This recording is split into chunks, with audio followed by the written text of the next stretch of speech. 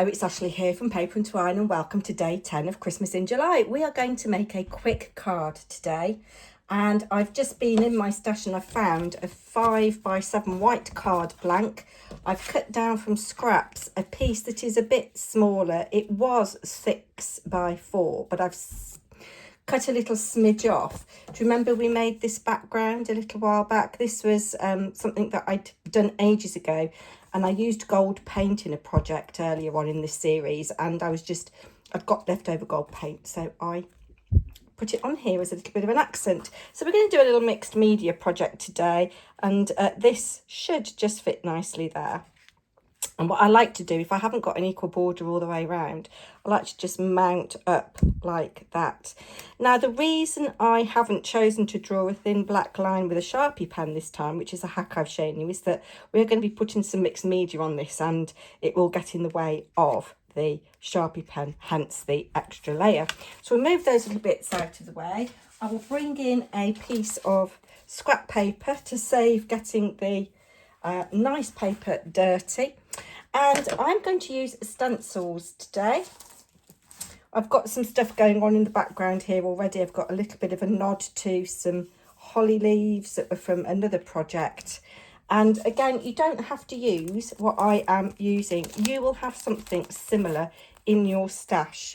Now, the first thing I'm going to do, because I want this to look like it's sky at the top and grass at the bottom, I've got this block here that fits the width of my scrap. I have a little bit of Cosmic Shimmer in teal wash. If you haven't got Cosmic Shimmer, you could do this effect that I'm going to do with any mica powders that you've got, or indeed oxide inks or distress inks or studio light inks or whatever inks you have. I'm just going to spray off camera with some water just to get those bits going. Do you know what I should have done actually is use some brushes. So I've just spritzed with water. You can see I've got droplets of colour there. Just going to turn over to get rid of any excess water because I don't want it to drop where I don't want it or drip where I don't want it.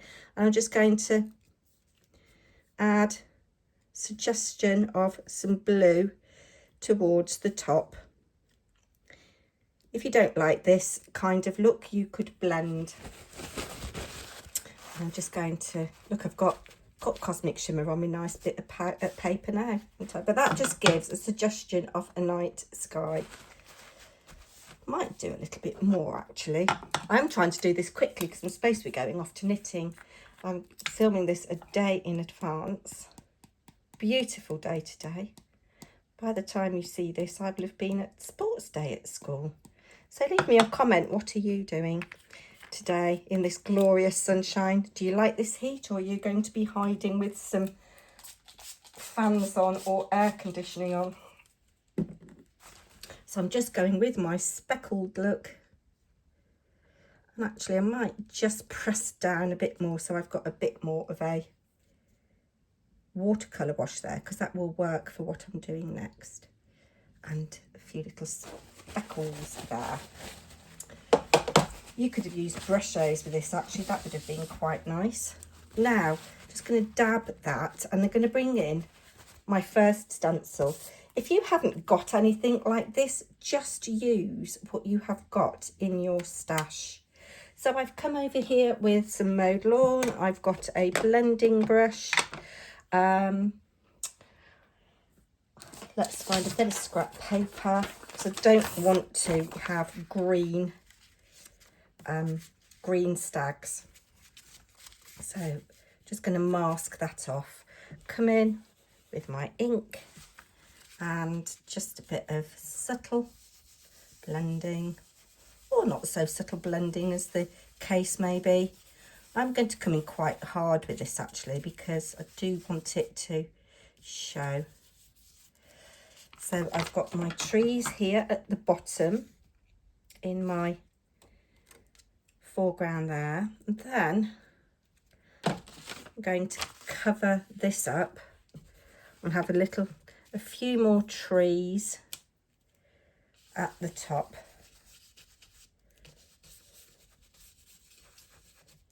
I've got something with a bit of a darker colour on here. I'll just see if I can get a variation of shade.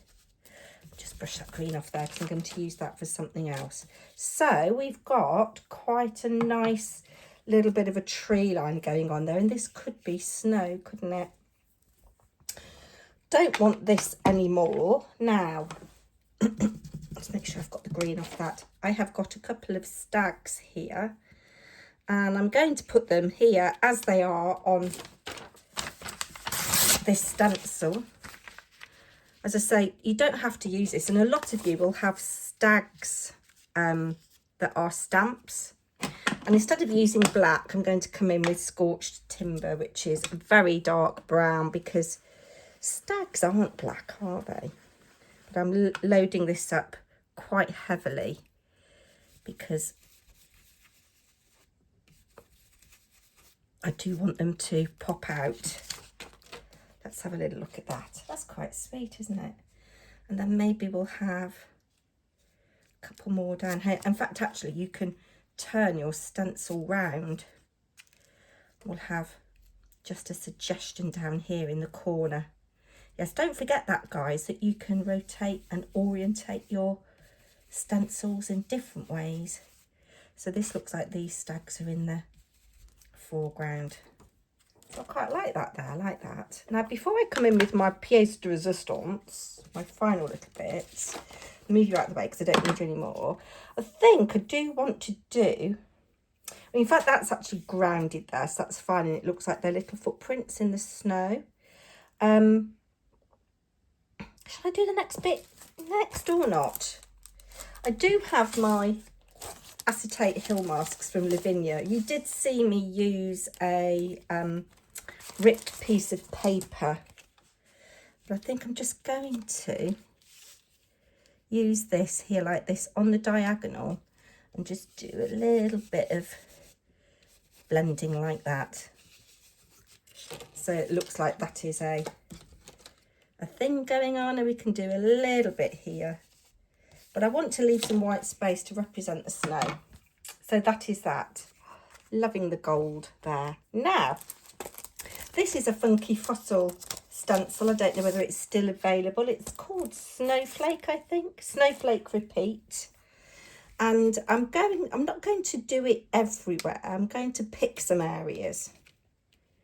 And this hopefully will look quite nice.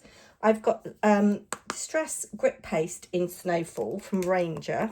I'm going to bring in my spatula. And this is quite old, so I don't know how it's going to perform. It is still movable, which is good. I definitely want some in my night sky or daytime sky. And this kind of dries clear, but with a little bit of a texture to it. So we'll take that off there. I want some in the snowy areas. Being careful not to smudge what I've already done. Let me just wipe this with my kitchen paper that I've got here. And reposition it. Let's have you here, I think, so that I'm not smudging what I've already done. Oh my goodness, see, that was a little bit gloopy. I will be interested to see how this dries. I'm doing it over my stenciled stag in some part, just bringing it through here. So I've got two main areas, and I'm hoping it will be quite subtle and not in your face. I'm going to come back to you when that is dry. So it's just a little while later now, and you can see I've added a little Tim Holtz clipping from the Christmas book, Dashing Through the Snow, because that reminds me of the song with the, you know, sled. And you can just see the texture there, or at least I hope you can, which is kind of what I was going for. It's just very, very subtle. I'll tell you what we will do with this Snowfall Grit Paste and that same stencil is another thing, another time, just so you can see the different looks that you can get. But I just wanted to show you stenciling on top of stenciling, a mixed media look. It might not be everybody's cup of tea, but I'm quite liking that, and it was relatively quick to make, which is always a big win when we're busy at Christmas, isn't it? So do keep those suggestions coming. Welcome to some new subscribers that I've got. Make sure you leave a comment for me and let me know where you're from and what kind of crafting you like doing. Be lovely to get to know you a little bit better. And thank you as always to my returning viewers. You're all very much appreciated. Take care now. See you tomorrow.